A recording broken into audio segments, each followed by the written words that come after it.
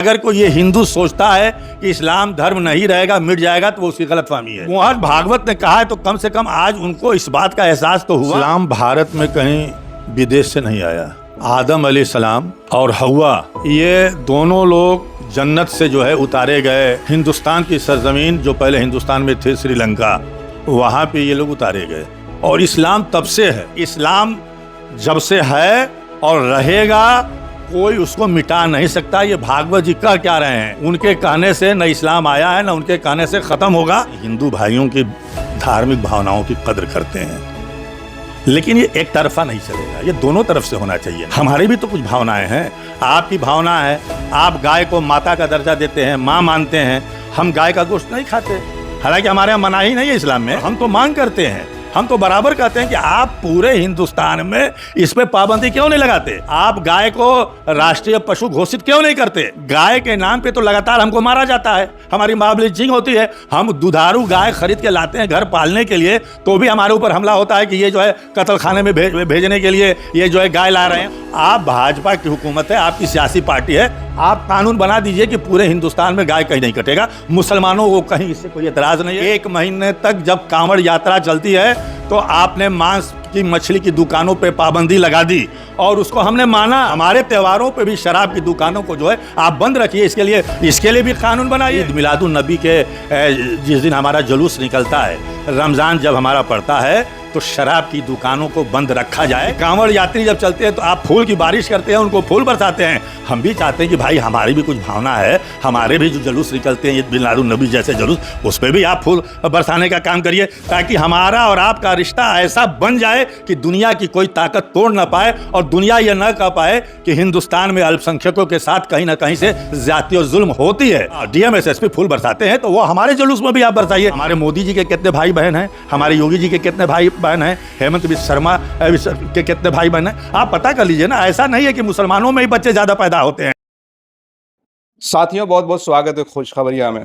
RSS के मोहन भागवत जो संघ के प्रमुख हैं, आरएसएस का 100 साल का शताब्दी समारोह दिल्ली में हुआ है और मोहन भागवत के कई सारे बयान आए हैं। मुसलमानों को लेकर भी आया है, जनसंख्या को लेकर भी आया है, बीजेपी को लेकर भी आया है। तो कुछ सवालों पर हम जवाब लेने के लिए अतहर जमाल लारी साहब के पास पहुंचे हैं।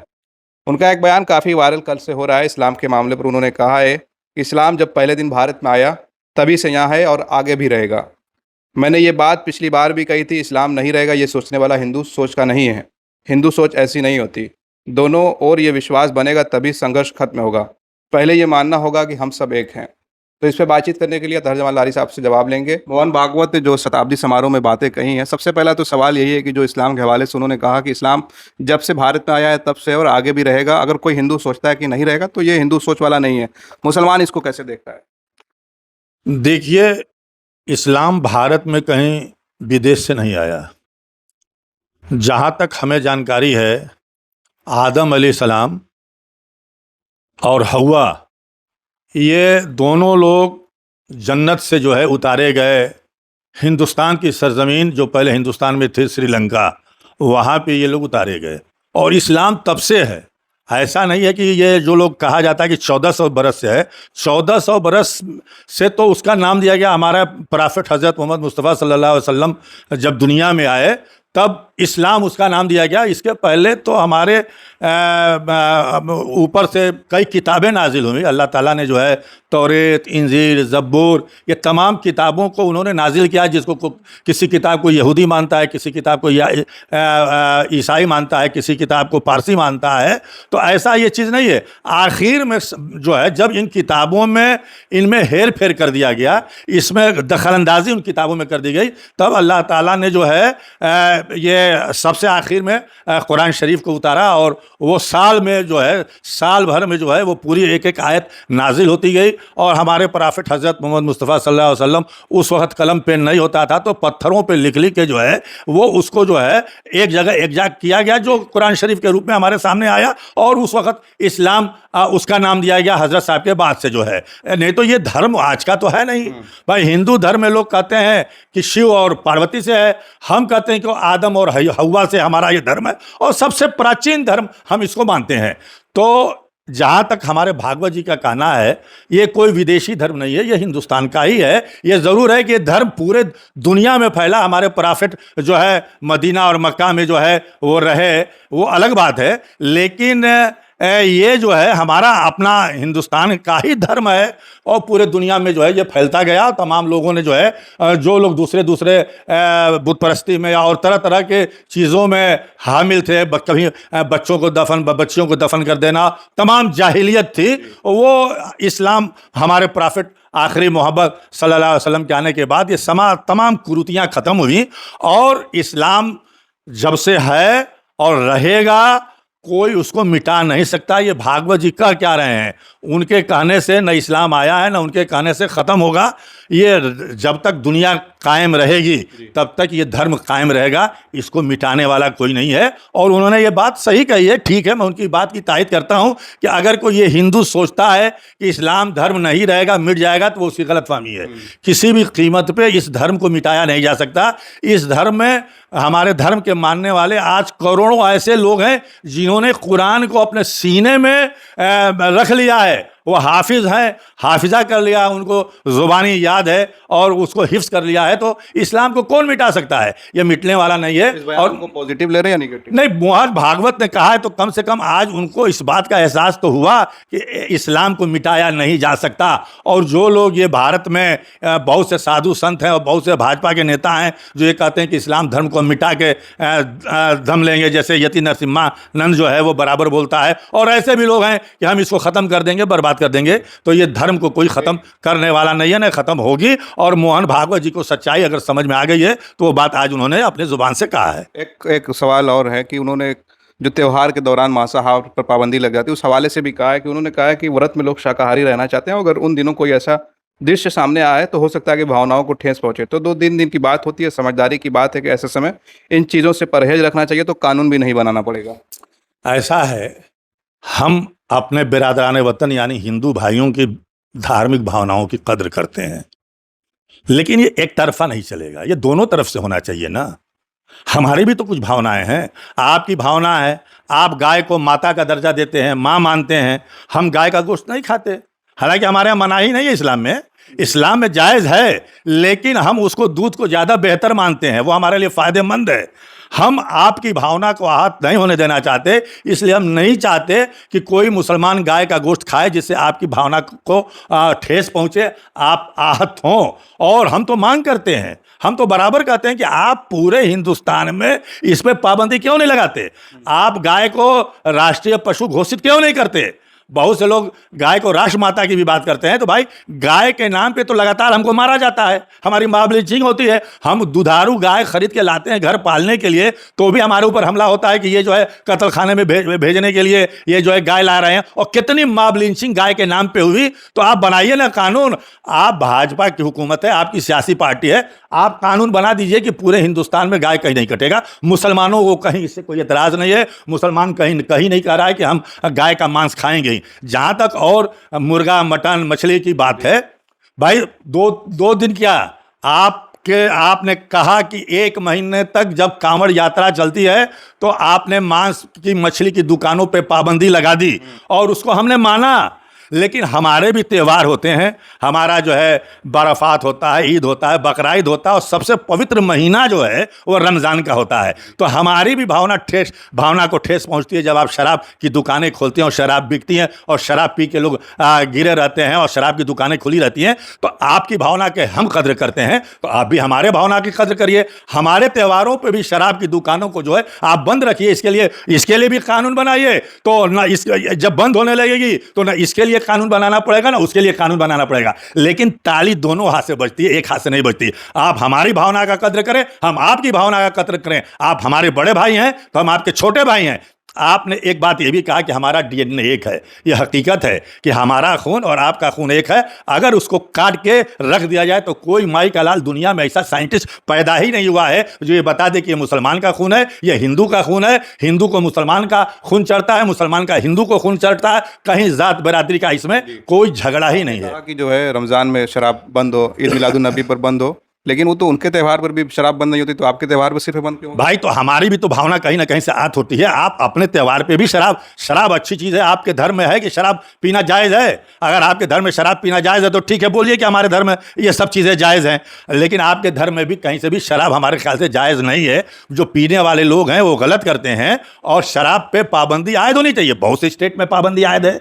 शराब के से जो है सवाए जो है बदतमीजी, बदअमनी और खुराफात, दंगे फसाद के और कुछ नहीं होता है। शराब जब आदमी पी लेता है तो होश हवास में नहीं रखता, और उसमें जो है वो बदहवासी में कुछ भी कर जाता है। इसलिए उसके ऊपर पाबंदी लगनी चाहिए। आपने एक पोस्ट भी की थी कि आपने मांग की थी कि ईद मिलादुन नबी अभी 5 सितंबर को है, उस दिन जो है शराब पर पाबंदी लगाई जाए। आज फिर मैं अपनी मांग को दोहरा रहा हूं। मैं बराबर मांग को दोहराऊंगा और कहूंगा कि ईद मिलादुन नबी के जिस दिन हमारा जुलूस निकलता है, रमज़ान जब हमारा पड़ता है, तो शराब की दुकानों को बंद रखा जाए। यह सरकार को आदेश देना चाहिए। ये कानून न बनाए लेकिन आदेश देना चाहिए, जैसे मांस के ऊपर होता है उसी तरह से। और एक बात मैंने ये भी कहा कि हम तो बड़े हर दिल से आपका स्वागत करते हैं। कांवड़ यात्रा का भी स्वागत करते हैं। कुंभ में भगदड़ मची, लोगों को जगह नहीं मिली, तो हमने अपने मस्जिदों और मदरसों को खोल दिया आपके लिए। आप भी दिल बड़ा करिए हमारे लिए। जो है आप फूल बरसाते हैं, बहुत अच्छी बात है कि कांवड़ यात्री जब चलते हैं तो आप फूल की बारिश करते हैं, उनको फूल बरसाते हैं।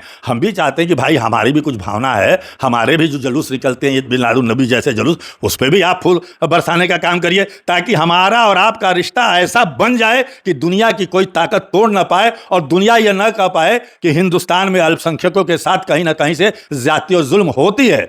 और जहां तक और बात है आपस में मोहब्बत पैदा करने के लिए, तो ये भागवत जी से मैं डीएम-एसएसपी जो फूल बरसाते हैं, हाँ, डीएम-एसएसपी फूल बरसाते हैं, तो वो हमारे जुलूस में भी आप बरसाइए। तब तो एक एकता की मिसाल पूरी दुनिया को हम दिखाने का काम करेंगे कि देखो हमारे यहाँ ये एकता है कि इनके भी धर्म में की जुलूस में फूल बरसता है, हमारे भी जुलूस में फूल बरसता है। ये एकता की मिसाल कायम होगी। और जहाँ तक बात यह है, मैं माननीय भागवत जी के विचारों का स्वागत करता हूँ, इस शर्त के साथ कि अगर ईमानदारी से आप चाहते हैं कि हमारी एकता बनी रहे, हमारा देश विश्व गुरु बने, हम दुनिया में सबसे ऊपर जाएं, और यकीन जानिए जिस दिन ये तफरका हिंदू और मुसलमान का मिट जाएगा, दुनिया की कोई ताकत नहीं है जो हिंदुस्तान का मुकाबला कर सके।